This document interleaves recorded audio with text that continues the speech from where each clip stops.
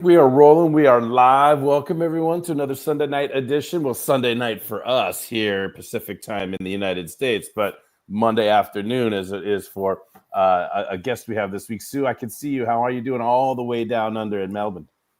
Doing really well, thank you. All right. Yeah. And Abby, how are you doing? You're back from a hiatus. I was flying solo last week until Charlie came in, but you got to do your Coachella thing last week. How was that? Coachella was amazing. I'm still exhausted, but it was so fun. I will be going back next year. I'm already decided. Yeah, it's very cool. Like I think I mentioned, I remember going to the very first Lollapalooza festival, all-day concert type of situation, and festivals have always had a cult or a culture, or you going back to Woodstock, and we weren't the first to go to a festival. You weren't the first, but it's cool when you start to experience it. You start to feel the freedom of expression in those environments with the music, and just out of the day to day. I was very happy for you to have that experience, but I'm happy. Equally happy, or just as happy, or I don't know, maybe a little bit more happy to have you back with us for KloobySnack time. Right, so here we are Sunday night, and by now everybody knows. And if anybody's out there and wants to jump in and get involved in the conversation, it's very easy. The link is the same every single week, tinyurl.com/KloobySnack, and then whatever week of the year it is. And we are in week 16. So we're in our second second Baker's Dozen.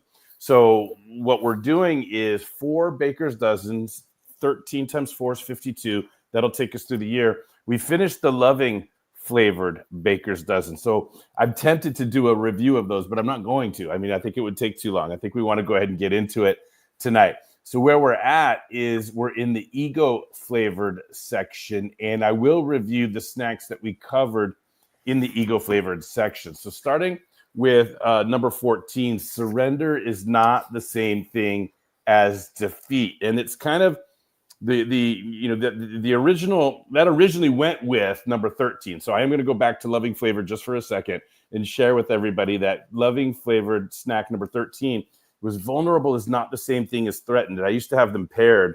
Vulnerable is not the same thing as threatened, and surrender is not the same thing as defeat. So they go so hand in hand. But Abby, I think it was your idea to break them up. And then once they broke up and stood on their own as a snack, they actually ended up in 2 different flavors, right? Yep. So we started this section off with surrender is not the same thing as defeat. Then we moved on last week to KloobySnack number 15, and this is the one that you weren't there for. So we can go back a little bit and discuss this. I would even, enjoy you reading your own response to it, because I read it last week in my voice rather than you reading it in yours. But that's going to bring us to this week's KloobySnack, which is number 16. Our judgments are an aggressive form of ego defense. But Abby, would you indulge me and be willing to read, number 15, and then we'll get in. And let me go ahead and get some screen sharing going, and then we'll have a discussion around it. And Sue, I know you're following along. I know you got your copy. But let me go ahead and get to screen share, and let's go to find the window and find KloobySnacks. And all right, can you guys see my screen? Yep. All right. So last week we talked about this. I held it all together myself, and I had a bit of a discussion around it, but it's going to be different with you here, Abby, of course, and with you here as well, Sue. So 15, ego defense is an emotional fight or flight response. Abby, go ahead. Fight or flight is a natural response that's hardwired into our human nature. When in harm's way, people will either avoid harm by running away or attack the harm directly. Some people lean further toward the flight side of the spectrum, some prefer the fight side, and some switch between both coping mechanisms. This self-defense mechanism is no different from ego defense. Whenever our sense of self feels attacked, we will either run from the situation or attack whomever we feel is attacking us. This ties into the KloobySnack. People who lack self-confidence always feel intimidated by a true leader. When we see someone who doesn't share our insecurities, we will either attempt to belittle them or avoid them altogether, fight or flight. Confrontation, other people's confidence, and emotion are all things that are perceived to threaten our sense of self. Rather than facing these things, we will either run from them or attack them. Both options are methods of avoidance and will, in turn, prevent us from change. The best way out is through, and change cannot come from avoidance. All right. So first of all, let's pause there. If we, let's talk about that for a second. Let me go ahead and stop sharing. And because Abigail, some of these KloobySnacks, your responses to them, they're your original thoughts, your original ideas, your original anecdotes, and some of them, you're like, hey, Dad, what do you mean by this? Tell me what you mean. What's going on? And then like you would ask me, and then some of the KloobySnacks are more of like a report on the answer you got from me when I was hoping you understand what I meant by it. Some of them you understood, or you got your own meaning right away and took it and ran. Do you have any memory about how you arrived at your thoughts around this snack? Because I think it's one of these that is more of a reporting on one of the ones that was left over towards the end, if you will, right? What are your thoughts on it, first of all? Well, I think this is definitely one that we talked about. And I wouldn't say it's necessarily me just reporting on it, but I do think that we probably when you're at the taco place, talked about this one, and I kind of just got your take on it. Mm-hmm. Yeah, just to kind of better understand what you were trying to say before I wrote on it. Mm-hmm. Yeah, and so this is the snack itself. Sue, you feel free to chime in here at any point. It's born in the land of critical thinking. So in other words, critical thinking is one of the things that we teach in the curriculum in public speaking, or it should be taught in a lot of general education classes, right? Definitely we touch on it in the public speaking classroom. And when I'm teaching critical thinking, I'm teaching the 5 things that prevent us from thinking critically.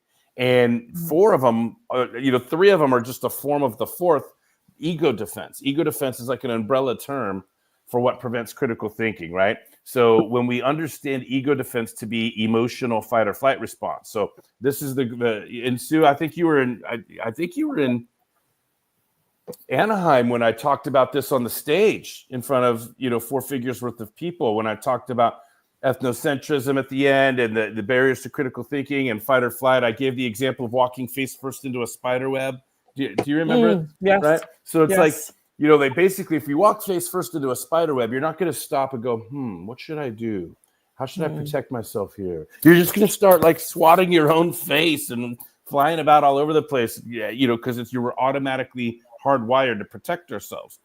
Well, from physical danger. Well, so too, when any information comes along that's different from our sense of self, it will trigger an emotional fight or flight response. So our first instinct is to attack anything that's different than sense of self, or ignore anything that's different from sense of self. Now, obviously, barriers to critical thinking, right?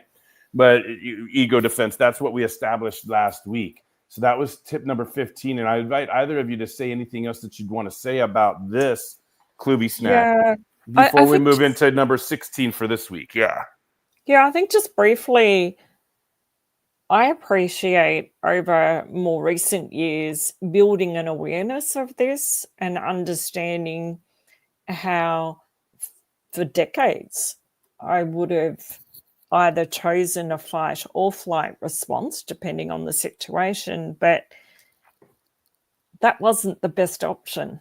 And so by building this awareness and understanding that it's an ego defense, it helps to then, I think, break that down and understand, or at least give myself the option now of pausing and going, oh, hang on a sec. What am I actually, what's really going on for me here?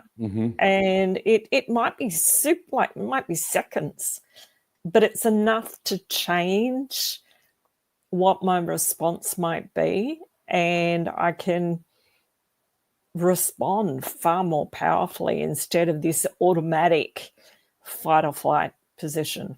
Yeah. It's like trying to lengthen the fuse a little bit, if you will. Give us a chant, right? And then I want to, I happen to be aware this week, and sometimes I'm not. There's a comment that's come in from Franco on LinkedIn. Thank you, Franco. He says, should explain what spider web means, because maybe they don't know. So I think just real quick, we're talking about fight or flight response.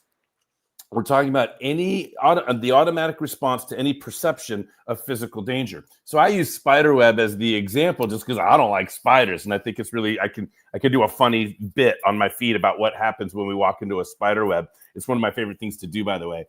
But to use a different example, how about the buzz by our ear? If you hear a buzz by your ear, and the first thing is you're going to swat and duck automatically. And here's the thing: even if it's a fly, instead of a bee, right? So if you hear a buzz, right, we don't think, that's a buzz. It could be a bee. It might sting me. I don't want to get stung. How should I protect myself from being stung? I could swat at the bee, but it could sting my finger, or I could run real fast, but that might startle the bee into coming after me. What should I do? We don't do that. We don't process like that. We just swat and duck instinctually.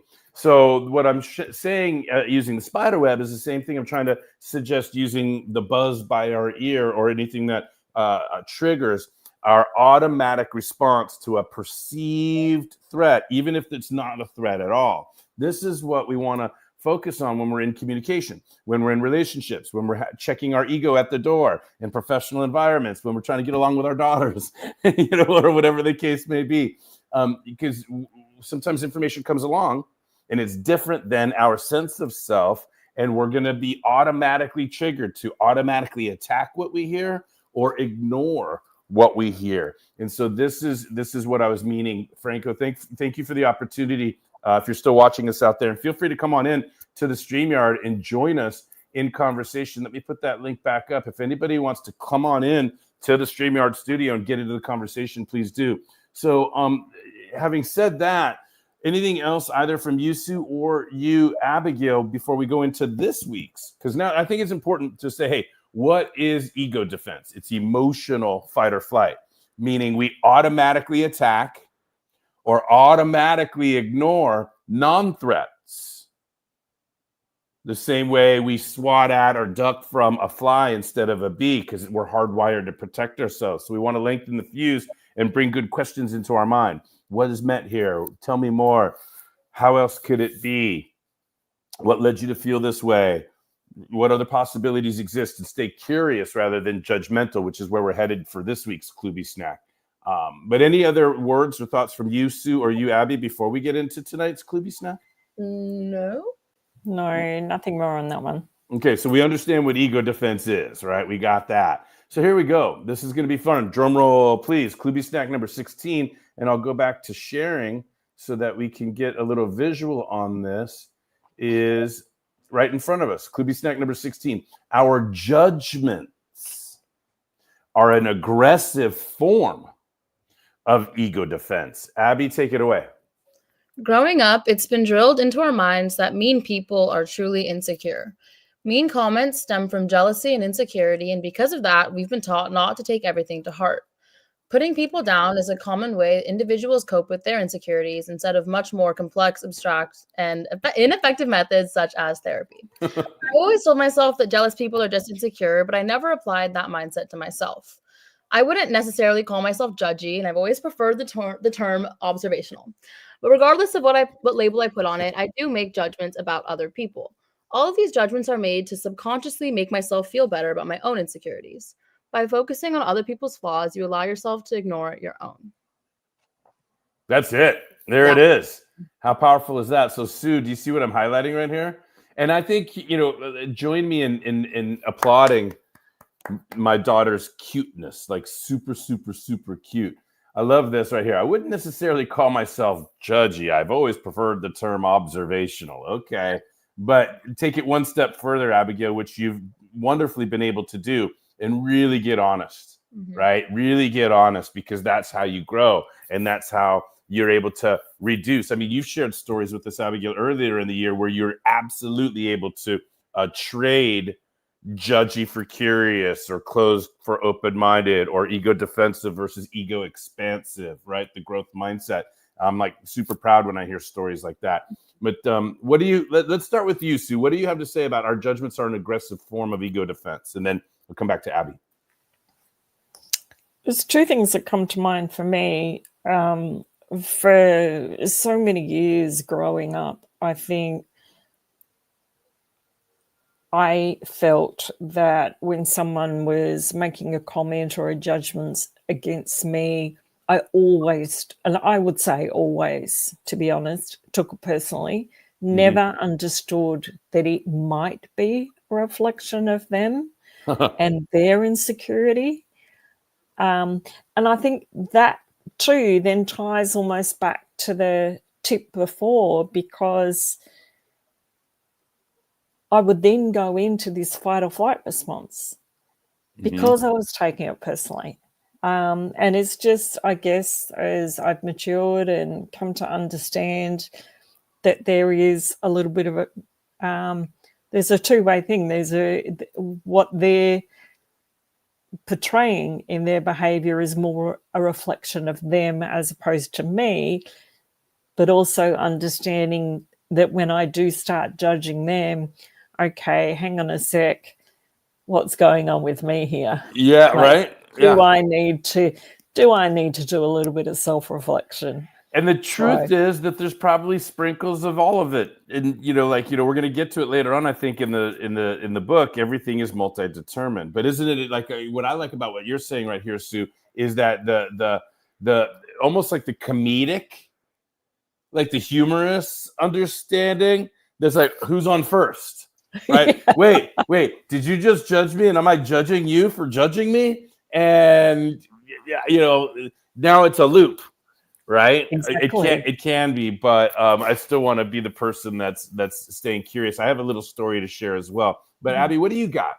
What do you got here on KloobySnack number 16? I think that, like, obviously, like I've always, like as I said in the my response, that like we're always told that people that are mean or say anything mean or they're jealous and they're insecure and like that all of their mean comments come from a place of their own insecurity, which I think I've always understood and like told myself. And that's always been like in the back of my mind. But I don't think that I ever, until somewhat recently, like turned that on myself and realized like when I'm being judgmental, is it really because I'm observational, or like do I have some of my own problems to like work out? Because sometimes I'll find myself like questioning things and being like, wow, I can't believe that person would like willingly post that or do that or say that. I'm like, wait a minute. Am I the one who do I actually just care too much about how I'm perceived and it's actually good on them that they don't? And I'm like, wait. So I don't think that I ever really flipped that on myself and realized that like when I'm the one being like observational, then maybe I'm actually one that has some underlying issues to acknowledge. Which I think that's the more difficult part. It's easier to tell yourself that everybody else who's judgy or any of that is just insecure and has their own problems, but it's kind of hard to admit that you yourself have some own problems, and maybe that's why you're so observational. Well, first of all, yeah, it's the hardest thing in the world to admit our own shit. Okay, yeah. Hello. It's the hardest thing in the world. And that's why KloobySnacks is brilliant, Abigail, because we're helping people deal with their own shit, right? We're just making it quirky and fun. Yes. We're helping people look within. We're making it easy and fun to look within. We're dishing up a plate full of love, and crumb by crumb, nibble by nibble, we want people to look within. It's what the integrity game is all about as well. And we'll get to the integrity flavor at the end of the book. But let's go back, can we? Can we go back to this? But it's so cute.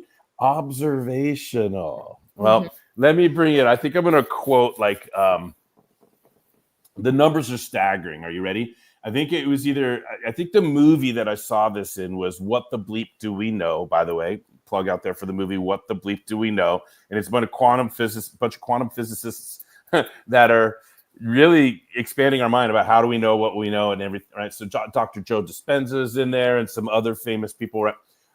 That's where I learned, and I don't know if I'm quoting this accurately, but here's the mind blower. Are you ready? I'm ready. As human beings, we actually can observe, right? And when you say observe, it's not just see or smell, taste, touch, right? All of the senses, even intuit, right? So anytime we sense a piece of stimuli, any stimuli, could be this light flashing, could be the TV in the next room, it could be all the writing on the desk, it could be whatever, right? So it doesn't even have to be a full word. It could be the letter of the word, right? Just any piece. Imagine stimuli broken down to their individual units. Well, here we go. I think that the number is we observe.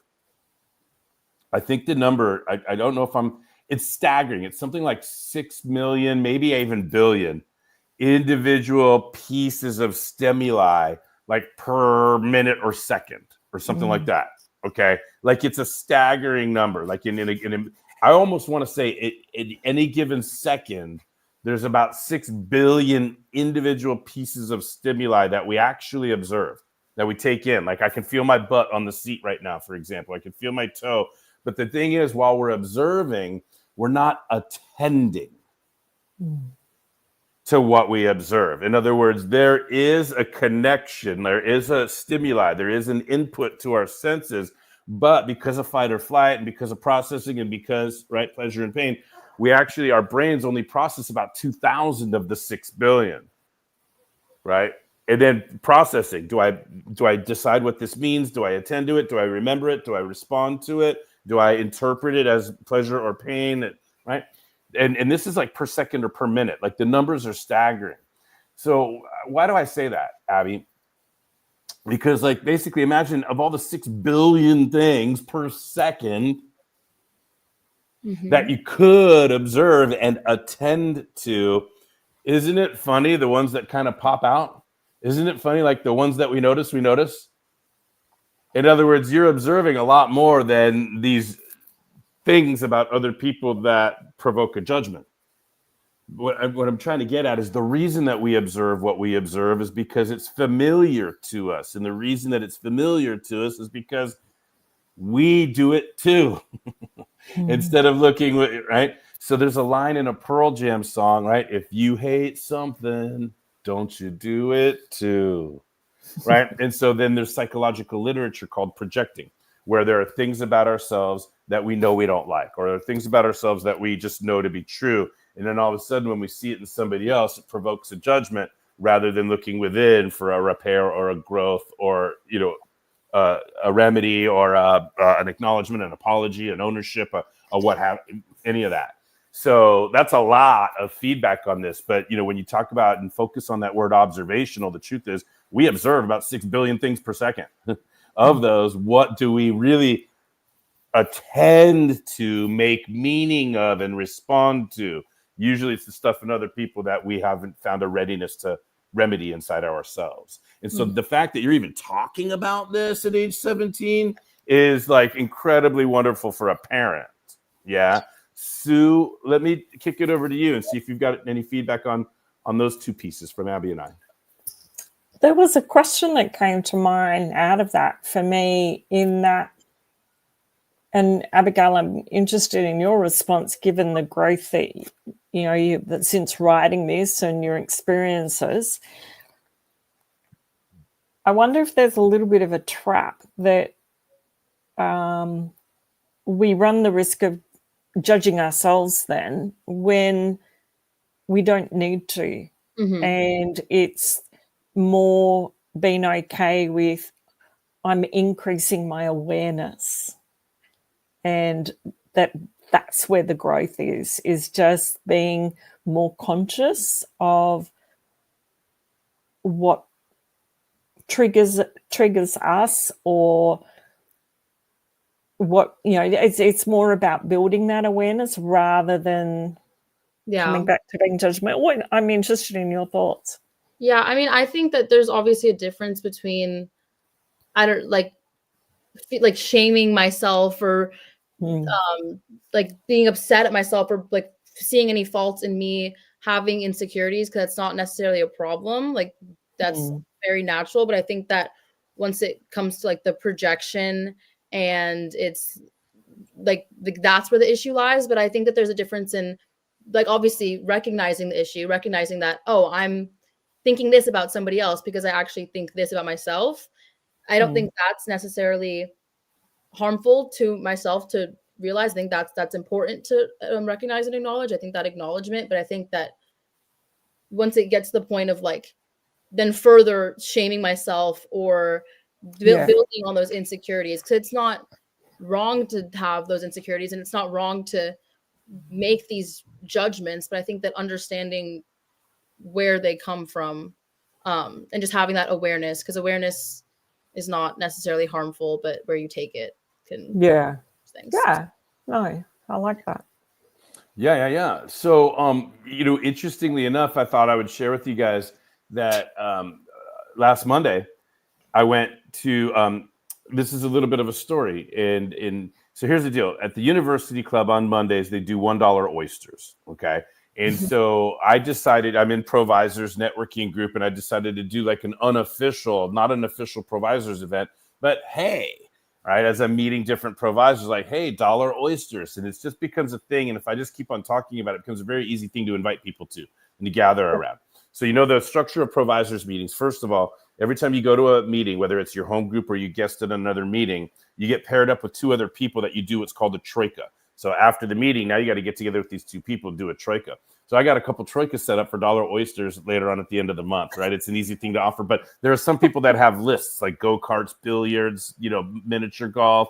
Some people have like people get creative with the way that they do troikas. And so I'm just realizing it's part of the social capital is to have in your back pocket something cool to suggest. And I'm like, hey, dollar oysters at the University Club, that's a cool thing. So I want to start to get it out there and popularize it, right?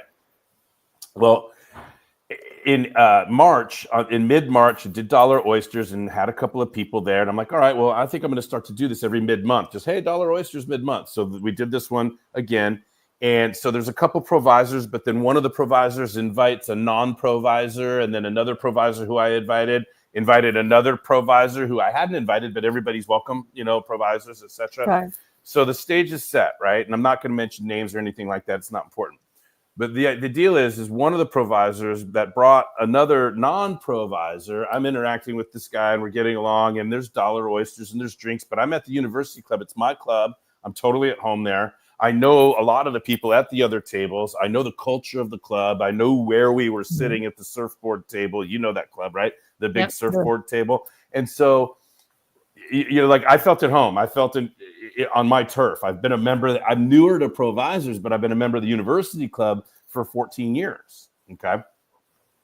So what was interesting is there's this dynamic where one of the provisors invited this guy and he was first to show up. So we're getting along and I'm getting along fine. And I thought he was funny. I thought he was interesting. Like, oh, cool. Way to network, way to expand the circle. But I turned my head for a moment. I'm talking with this other gentleman and we're making plans to go meet outside and we're getting something going. And this one gentleman that I didn't have a problem with at all, he starts talking to other people at this end of the table. And I didn't even hear what was happening. He ends up leaving. And then when we're all back together, there's one person at the table saying that guy had a bunch of judgments. And by the way, never mind if they're legit or whatever, if we all agree, it doesn't matter. Right. But he's like, hey, that guy used some interesting language. That guy, it's a small town. You shouldn't talk like that. You got to be careful, protect your reputation. And at first I'm like, yeah, this is good advice. So it's like, wait a second. You know, the advice is really good, but the good sound advice is still packaging a judgment. And I was shocked. I'm like, wow, I was getting along with this guy just fine. I didn't see in him what you're telling me, but what happened in the 2 minutes that I wasn't paying attention? Well, that's part of it, right? And so I was just trying to keep an open mind, like, wow, how did you arrive at that? And that's interesting, you know, just stay curious. And then the person that invited the guy felt bad now because his loyalties, networking wise, were to the person that was offering the judgment. You follow? And anyway, but here's the interesting thing is I was having a good time. I'd had a couple of drinks and the Padres game was on and I was happy that people were there and, you know, my jovial self, right? And I could be loud and energetic and take up a lot of space and energy and all of that, especially if I feel at home in my club. Well, the same person the night before that was drawing our attention to some shortcomings of this outsider who wasn't careful with it, right?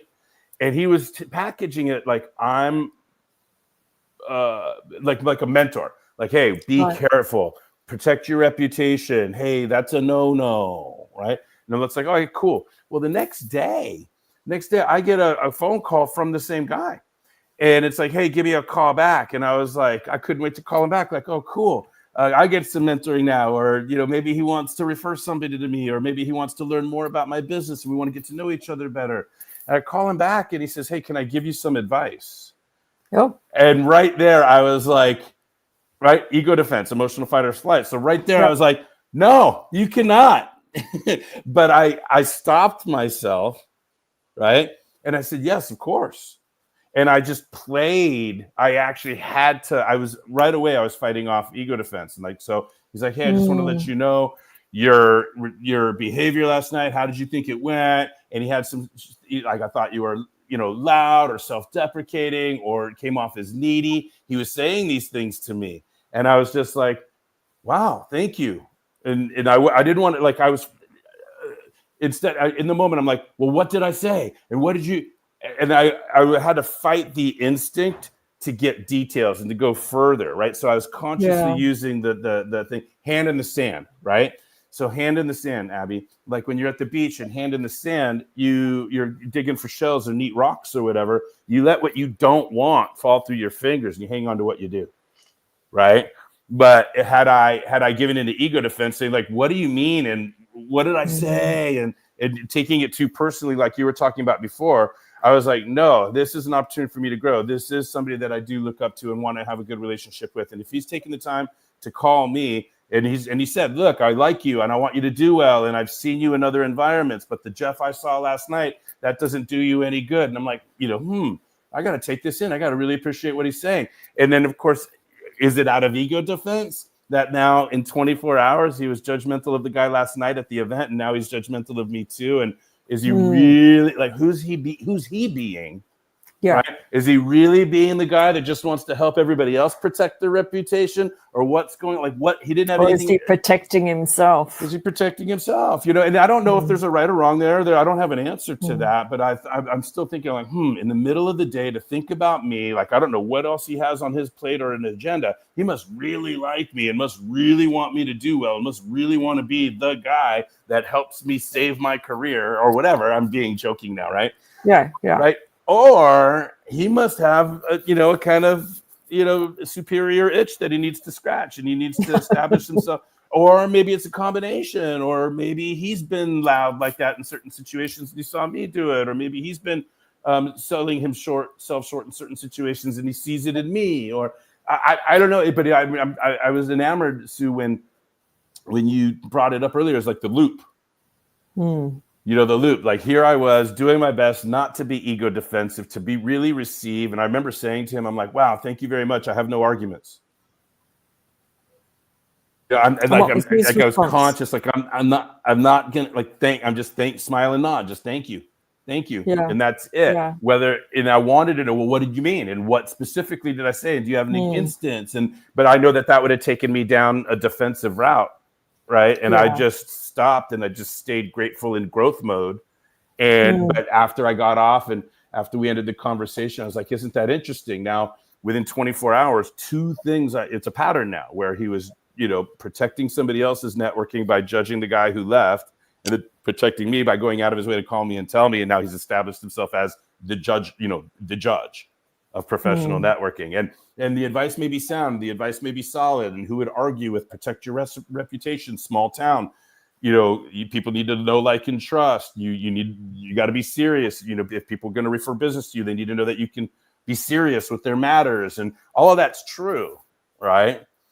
But it's not the only truth, right? And it's interesting for us to consider, right, our own ego defense and what other people may be doing at any given time. And you smile and you nod, and you put your hand in the sand and you hang on to what's really valuable for you, and you let the rest fall through your fingers. So I wanted to share that anecdote. I mean, overall, I'm really grateful to the guy, and I do look to it. I am looking to build a reputation, but I was in reflection mode. Maybe one of these days I'll get a chance to say, you want to know what?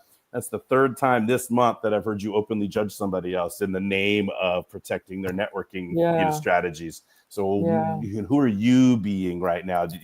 Can I give you some advice? Now, I'm not there yet, right? Because two instances isn't enough. And maybe I'm just defending my own ego by wanting to question where he was really coming from, other than what he said. Hey, Jeff, I like you and I want you to do well. So I'm just going to leave it at that. But I think it's a neat anecdote for this ego defense conversation. Yeah.